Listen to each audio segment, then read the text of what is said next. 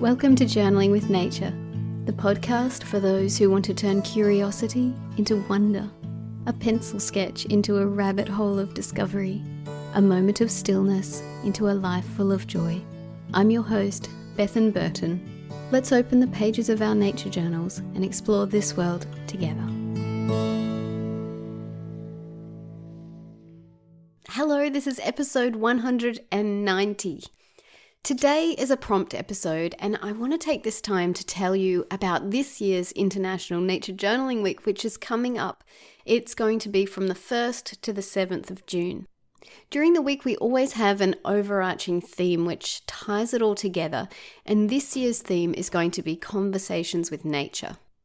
We're going to be exploring different ways that we can listen, learn from, and respond to the natural world. So we're going to have a prompt or a theme for each day of that week, and the themes are going to be describing the indescribable, playing with words, exploring nature through poetry, storytelling with nature, listening attentively, sensing the world around us, and creating a vision for the future.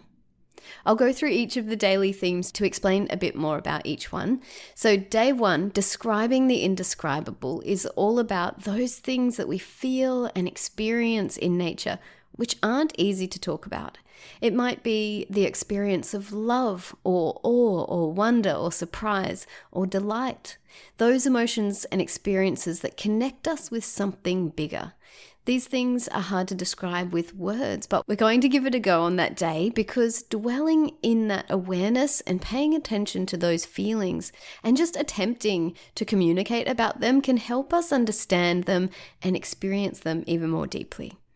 Day 2 is going to be all about words that we use to talk about nature. So it might be scientific words we use to name and label living things. It might be specific words that we have in one language that truly describe something perfectly that doesn't have an equivalent word in another language. It might be thinking about special words that could be lost if we don't use them enough, and playing with them and putting them into our journals to keep them alive and thriving. We're going to use words, exchange words, think about the meaning of words, and explore words in our journals on day 2. Day 3's theme is exploring nature through poetry.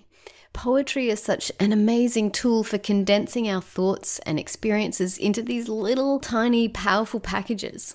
Have you ever had the experience of reading a poem that speaks exactly to your own experience and there's nothing else like it? It can give you goosebumps, it can make you cry or laugh or connect with nature more deeply or describe the human experience in a way that nothing else can.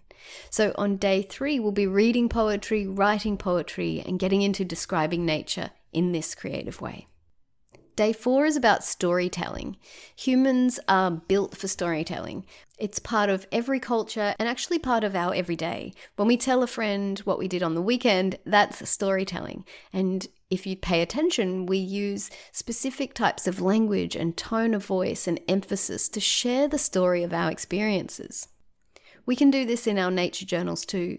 When we have an experience in nature, for example, we saw an interaction between 2 birds, or we watched a special plant grow over its life cycle. These are stories that we can tell in our nature journals in a whole bunch of different ways, and we'll be exploring them together.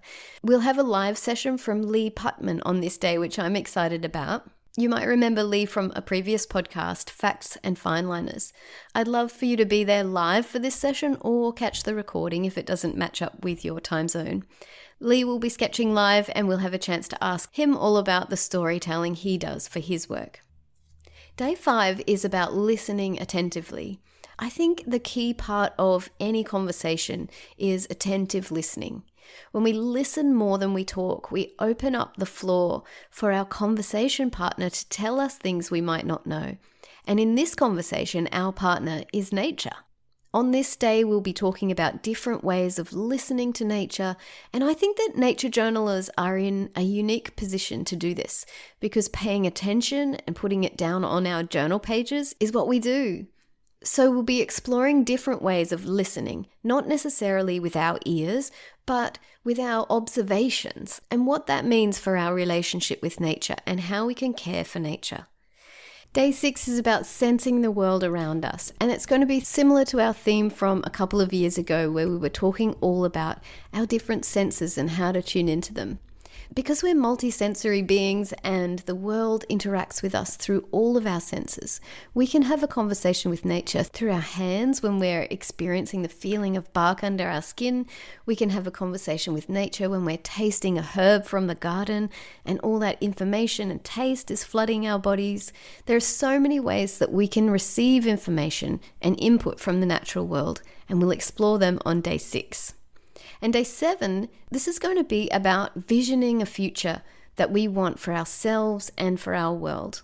We're going to talk about making space for connection, about tending our little patch of space, if it's a potted herb garden on a small balcony or whatever space we have. It might be visioning greening our local park and then volunteering with a conservation agency to make that happen. This is about having conversations about what we want our future to look like and taking steps to put that into practice.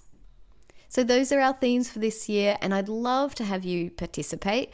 There are going to be lots of ways to join in. The very best way to stay in touch about it all is to sign up for the newsletter, and I'll put a link in the show notes of this episode so you can click through and sign up.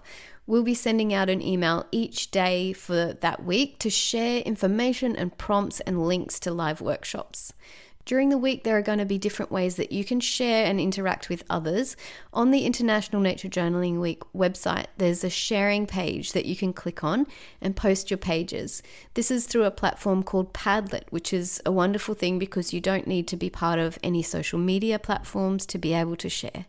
If you are a social media user, there are different ways to connect with others during the week. We have an International Nature Journaling Week Facebook group that you can join. Again, I'll leave the link to that in the show notes. You can also post on Instagram or Facebook using the hashtag Nature Journaling Week, and people will be able to see your posts and share some love and encouragement. So stay tuned. The prompts and all the details for the live events are slowly being added to the website, so they'll be up there by the 1st of June for you to check out. And that's it. I look forward to exploring the prompts with you and having conversations with you as well as with nature. Thanks so much for listening. See you next week.